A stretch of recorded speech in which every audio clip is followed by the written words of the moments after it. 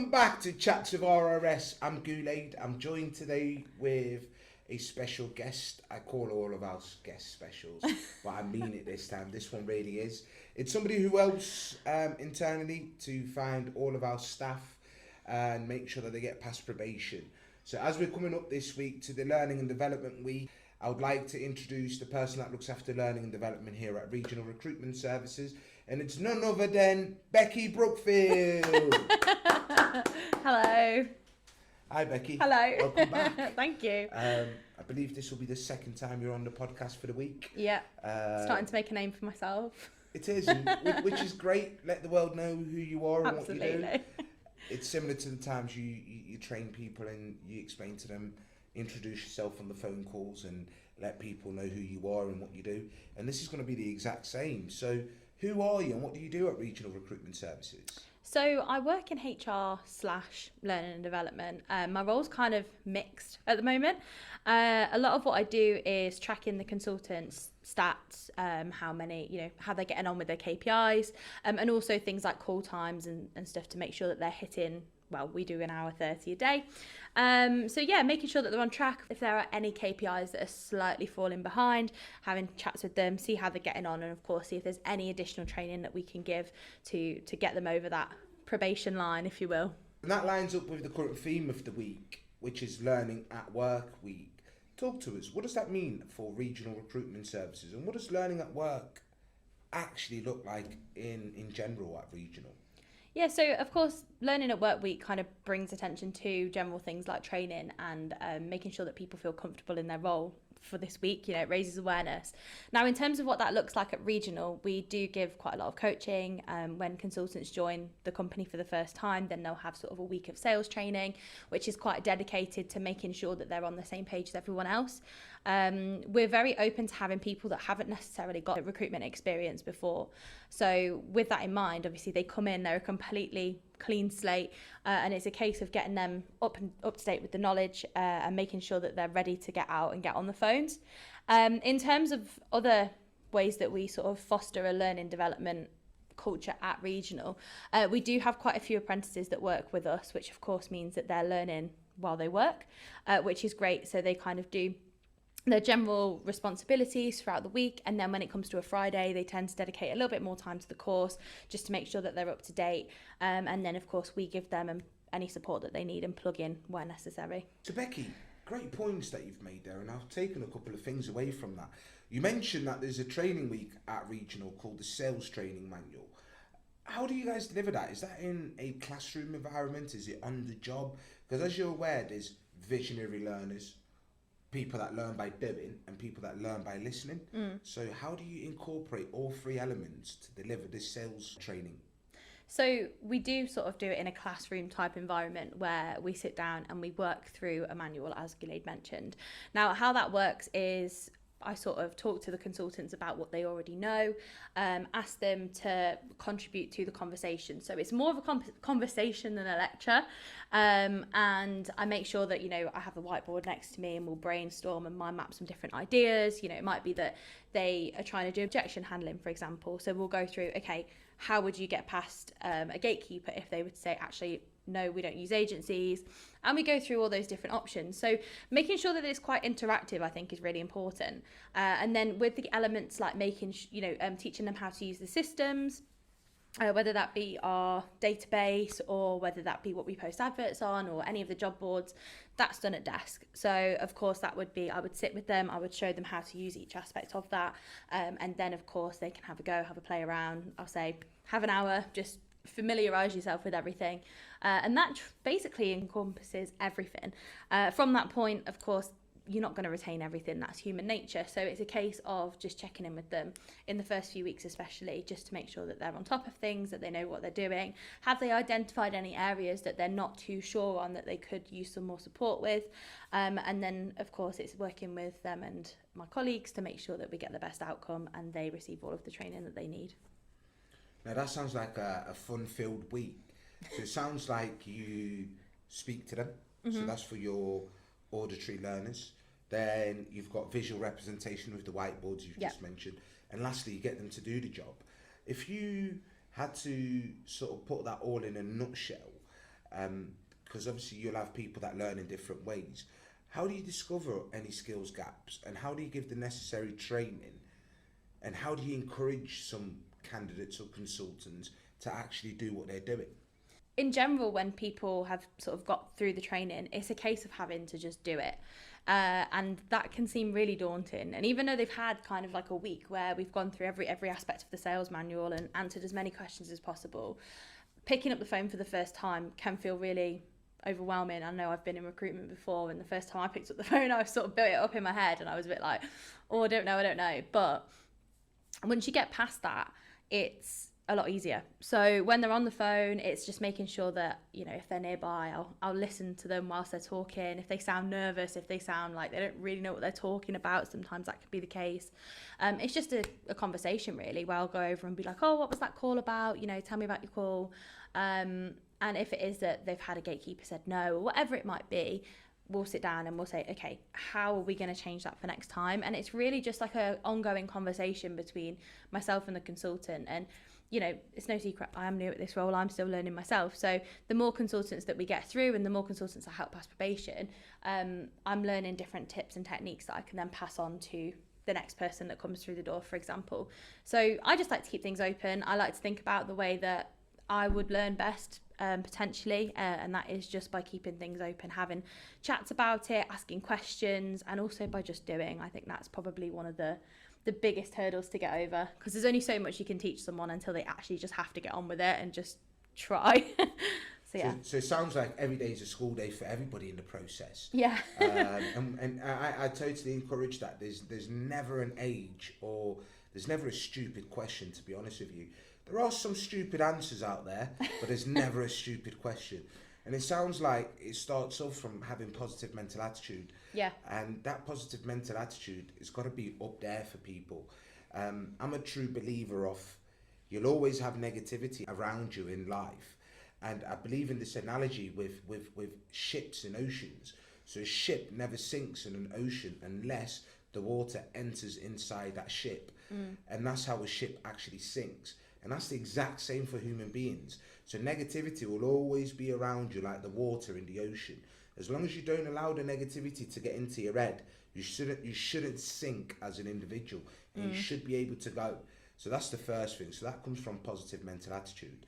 Second thing that I wanted to get your mind on, or your take on, was something else that you touched on there, and that was encouraging and motivating others.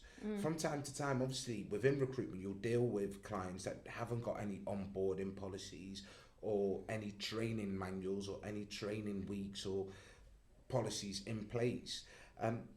What advice do you give to the masses out there that are looking for learning and development within the business, that are looking for encouragement within the business for their current staff or the new members of staff? How would you advise them to have something put into place that can also be adapted and changed and tailored to the needs of the people that are hiring at the moment? Yeah, so I think kind of just establish from the beginning, you know, in the same way as you establish with clients like rules of engagement, when are you next going to speak, things like that. Establish expectations and what you can actually give to the consultant or the person, obviously it applies outside of recruitment as well, the candidate that you have on. I like to sort of say, okay, yeah, open door, like come and grab me if you need something. Even if I can't necessarily help right then and there, you can sort of schedule some time in at another time. We do monthly one-to-one check-ins with the consultant. So not only is that just from a HR perspective of well-being, which we do deal with then as well, but that also helps to provide any, you know, just an open floor where they can just speak and just say if there's anything in particular where they feel as though that they're struggling.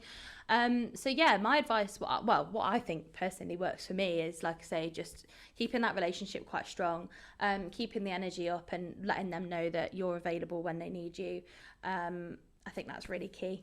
Just be approachable. No, excellent. And obviously within recruitment, it's fast paced. So there's going to be current trends, future trends, and it's constantly changing. Especially from the time that I got into recruitment back in 2016, showing my age here, aren't I? But when I got involved, it was a complete different ballgame to what it is today. At the times that I was involved, none of this would have been a norm. Podcasting, marketing, Yeah. it was more about bottom line, stick to your seat, and that's where you make the majority of your money. And even if you didn't meet your targets, I kid you not, there were some places where people would pull away your chairs and tell you ain't paid for your seat this month, you're standing this shift. So it's obviously changing and evolving as time goes along. Things develop and evolve. Even in the human nature, if you think about it, there's some people out there that believe we come from ET, some people believe we come from Big Bang Theories, and there's some religious people out there. Each to their own. I've not got any opinion about it whatsoever. How do you tailor yourself? How do you adapt in this ever fast evolving environment? I think that just comes from learning from the consultants that have been here for some time now. You know, you hear conversations across the sales floor, or people will come to you with frustrations because potentially something's not gone the way that they want it to, or they feel like the client's moving slower than they'd like, or whatever it may be. So I think in that respect, that's where I learn, because to teach someone else, you've got to learn the content first, right? So I'll speak to people like Paulina, for example, who've been here a little bit longer, and they kind of keep you up to date without knowing it themselves on the trends and how the market is moving at the moment. And then, of course, when people come in and join the business, it kind of helps from an anecdotal perspective, because I can say, oh, well, actually, we've got some consultants that have gone through this, or this particular scenario has happened.